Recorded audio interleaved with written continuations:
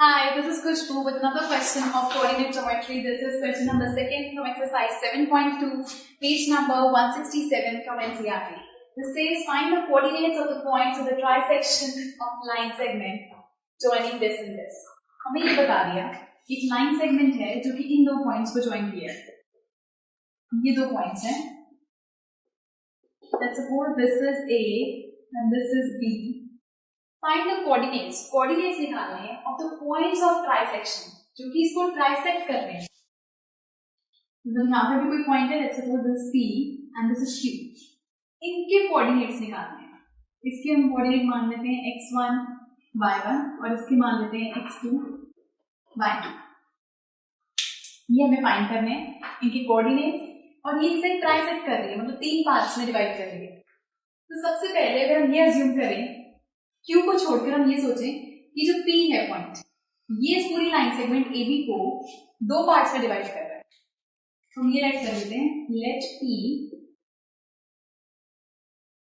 Divides line segment AB into the ratio.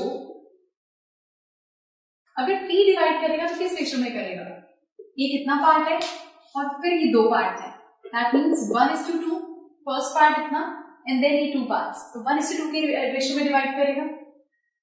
तो जब भी रेशियो डिवाइड करता है किसी लाइन को, भी कोऑर्डिनेट डिवाइड कर रहा है किसी लाइन को रेशियो में, हम यूज करते हैं उसमें section formula. So using section formula, section formula हमारा होता है x इज इक्वल टू, हमारे कोऑर्डिनेट्स आते हैं m1 x2 plus m2 x1 upon m1 plus m2 and m1 y2 plus m2 y1 upon m1 plus m2. तो यहाँ पर m1 की वैल्यू हमारे पास है, this is m1, this is m2. m1 है हमारे पास 1 और x2 की वैल्यू. अभी हम बात कर रहे हैं AB की. तो ये वाला पॉइंट हमारा है x1, y1, x1 की वैल्यू 4, y1 की वैल्यू -1.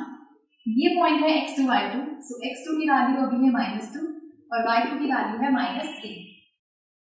तो यहाँ से आएगा m1 1 है एंड x2 की वैल्यू है -2, m2 हमारे पास 2 है, x1 की वैल्यू है 4 upon 1 plus 2, m1 plus m2.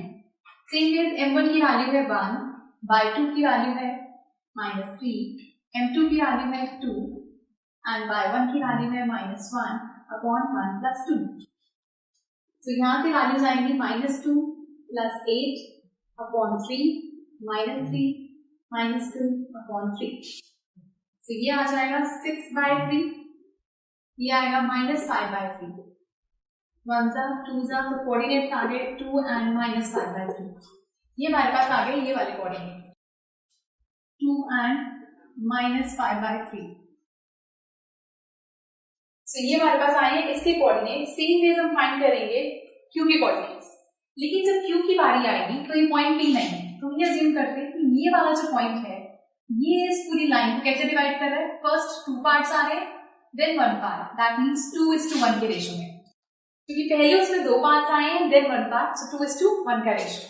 सो हम लेट कर लेते हैं, late Q y2 divides the line segment AB into the ratio of 2:1. अब इस बारी हमारे पास अगेन यही x1 y1 यही x2 y2 है, बस m1 m2 हमारे चेंज हो गए. सो हमारे पास आएगा x is equal to, I mean हमारे कोऑर्डिनेट्स जो आएंगे that would be m1 हमारे पास है 2, m1 x2 की वैल्यू है -2 प्लस m2 x1 की वैल्यू है 4 अपॉन में m प्लस n.